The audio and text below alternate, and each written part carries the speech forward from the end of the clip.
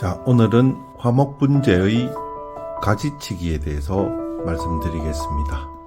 5월 말이고요. 5월 23일입니다.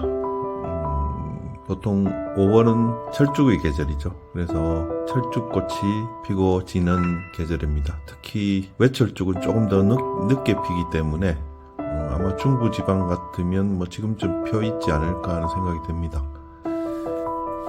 주로 이제 나무의 꽃은 봄에 주로 피죠. 물론 여름에 피는 백일홍이라든지 그런 나무들도 있습니다만 보통 나무의 꽃은 봄에 많이 핍니다.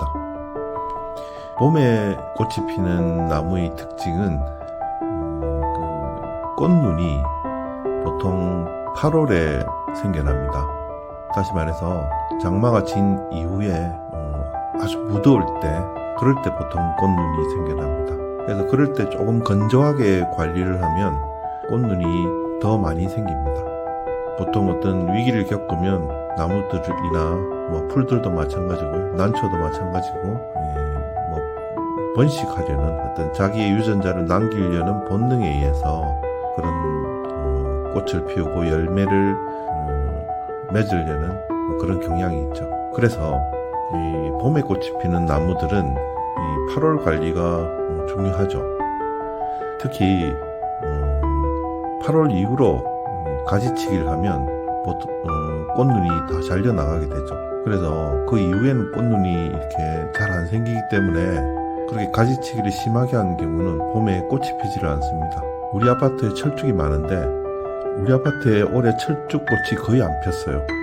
안 핀 이유가 항상 장마가 지나고 이렇게 가지치기를 하니까 꽃눈이 생긴 가지가 다 잘려 나가는 거예요. 그래서 제가 관리사무소에 가서 여러 번 말을 했는데 우리 아파트에 요즘 좀 문제가 있어서 관리사무소 인력들이 계속 바뀌고 있는 상황이라 전달이 잘 안 됩니다. 그래서 올해도 가서 이야기를 했는데 그렇게 장마가 지난 후에 이 가지치기를 하면 이 화목나무, 꽃이 피는 나무들은 봄에 꽃을 피우지를 않습니다. 그래서 보통 일반 분재는 겨울에 가지치기를 하죠. 겨울에 보통 한 마디에서 두 마디 정도 남기고 가지를 잘라줍니다. 그런데 봄에 꽃이 피는 나무, 철쭉, 벚나무, 살구 이런 나무들은 보통 가지치기를 꽃이 진 이후에, 진 직후에 보통 하는 게 원칙입니다. 그래서 지금 앞에 보고 계시는 마삭줄도 이제 꽃이 많이 졌습니다. 많이 폈을 때는 가득했는데 이제 꽃이 많이 졌네요. 그래서 요것도 이제 가지치기 할 때가 되었습니다. 그래서 지금쯤 가지치기를 해주면 마삭줄은 워낙 향기가 좋아서 제가 집안에 들러놓고 있는데 요것도 이제 곧 가지치기를 해줘야 될 타이밍입니다. 그래서 가지치기 할 때는 보통 한 두 마디 정도, 한두 마디 남기고 보통 잘라주죠. 대표적인 게 저런 도장지는 딱 잘라주는 게 원칙이겠죠. 저기 보이는 요 도장지는 딱 잘라주는 게 원칙이죠. 이 나무는 지금 제가 조금 더 크게 키울 생각입니다. 그래서 이 밑동을 보시면 밑동은 상당히 굵습니다. 그래가지고 제가 키운 지가 좀 됐는데 원래 가지가 이렇게 좀 가는 이유는 아파트라서 그러기도 하고 마삭줄이 원래 이렇게 빨리 안 크는 것이기도 하고 저 밑에 좀 상처가 있죠. 밑동 부분에 굵은 가지를 제가 겨울에 잘라냈습니다. 그래서 이런 형태로 나무 모양을 이제 잡은 거죠. 그래서 앞으로 계속 이렇게 키울 생각이고 요거보다 조금 더 키를 키워서 좀 더 대품으로 만들 생각입니다.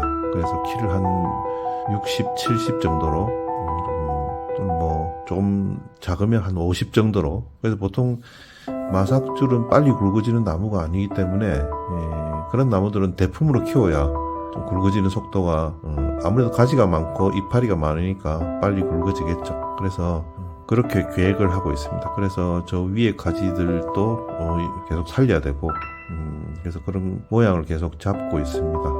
아직 완벽하게 모양이 잡힌 건 아니고 지금이 딱 가지치기 할 시기인데 요 나무 같은 경우에는 가지치기를 안 할 생각입니다. 왜냐하면 아파트에서 분재를 키울 때는 특히 아파트가 성장이 그렇게 유리한 환경이 아닙니다. 아무래도 창문을 통해서 빛이 들어오고 빛이 들어오는 시간도 굉장히 노지에 비해서 짧기 때문에 성장이 유리하지가 않습니다. 그래서 가지치기를 이제 뭐 책에 써놓은 것처럼 또는 뭐 유튜브에서 가르쳐주는 사람들이 가르쳐주는 대로 가지치기를 하면 나무가 약해질 수가 있습니다. 다시 말해 세력이 약해진다는 얘기죠. 나무를 키울 때 가장 중요한 것은 세력입니다. 그래서 세력이 좋은 나무는 뭘 해도 되는데 세력이 약한 나무는 뭘 해도 안 됩니다. 그래서 지금 이 나무 같은 경우에는 뭐 세력이 나쁘지 않습니다. 근데 조금 더 세력을 더 많이 붙일 생각입니다. 노지에서 키우는 분들 마삭줄 키우는 거 보면 뭐 가지가 안 보일 정도로 이파리야 꽃이 펴 있지 않습니까? 그래서 그 정도까지는 아니더라도 뭐 비슷한 정도로 이렇게 세력을 좀 더 붙일 생각입니다. 그래야 이 원주기도 좀 더 굵어질 거고 그런 점에서 일단은 올해는 가지치기를 건너뛸 생각입니다. 이 나무 또한 마삭줄입니다. 마삭줄 치고 이파리가 좀 큰 편이죠. 보통 나무는 어린 나무가 이파리가 보통 크게 나오죠. 보통 사람들은 나무가 클수록 이파리가 클 거라고 생각하는데 그렇지 않습니다. 반비례합니다. 왜냐하면 오래되고 큰 나무들은 가지가 굉장히 많아지고 그래서 영양분을 이렇게 나눠서 써야 되기 때문에 이파리가 잘 크지를 못합니다. 이 나무 같은 경우는 가지가 많이 없기 때문에 영양분을 이파리가 듬뿍듬뿍 먹어서 이파리가 커진 거죠. 이 나무가 지금 보면 현재 조금 세력이 약화된 상태입니다. 그래서 작년에 뭐 일단 철사거리도 좀 오래 한 편이고 그 다음에 뭐 풀고 새로 감아줬습니다만 그리고 지금 마디가 길어져 있죠. 그래서 속까지 쉽게 말해 속까지가 거의 잘 보이질 않죠. 그래서 좀 이렇게 속까지를 만드는 방법은 이렇게 강전정을 해서 짧게 잘라서 이제 부정화가 많이 나오게 해야 되는데 물론 마삭줄은 굵어지면 부정화가 아예 안 나옵니다. 그래서 굵어지기 전에 가지에서 좀 내야 되는데 작년에 그렇게 좀 가지를 좀 짧게 잘랐다가 잘랐음에도 불구하고 부정화가 많이 나오지 않았습니다. 다시 말해서 이 세력이 약해져 있는 거죠. 그런 나무는 사실 철사거리도 강하게 하면 안 되고 이번 겨울에 철사거리 뭐 약하게 좀 해줬습니다. 주간만. 그 다음에 뭐 강전정도 하면 안 되는데 좀 실수한 거죠. 그래서 지금 굉장히 무성하게 보이지만 세력이 지금 약화되어 있는 상태입니다. 그래서 이 무성한 상태에서 더 많이 무성하게 만들어서 가지치기를 아마 해야 될 것 같습니다. 그래서 이 나무도 또한 작년에 가지치기를 강전정을 했기 때문에 당연히 올해 이제 꽃눈까지 다 잘린 거죠. 그래서 꽃이 당연히 피지 않았습니다. 그래서 내년에도 아마 이대로 두면 내년에는 꽃이 많이 피겠죠. 그래서 일단은 이 이파리나 가지를 자르지 않고 올해 한 해를 더 날 생각입니다.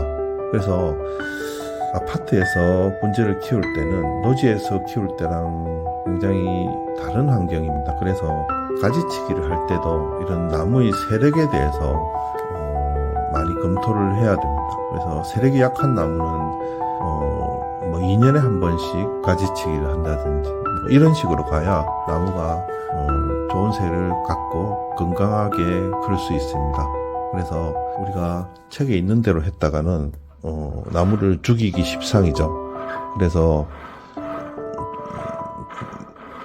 항상 제가 이야기하는 분재에는 왕도가 없다. 그래서 책에 써진 대로 노지에서 관리하시는 실력 있는 분들이 이야기하는 것과는 좀 많이 다르다라고 할 수가 있습니다. 그 점에서 특히 아파트에서 키울 때는 세력에 신경을 써서 키워야 됩니다. 자, 오늘은 화목 분재의 가지치기에 대해서 말씀드렸습니다. 시청해 주셔서 감사합니다.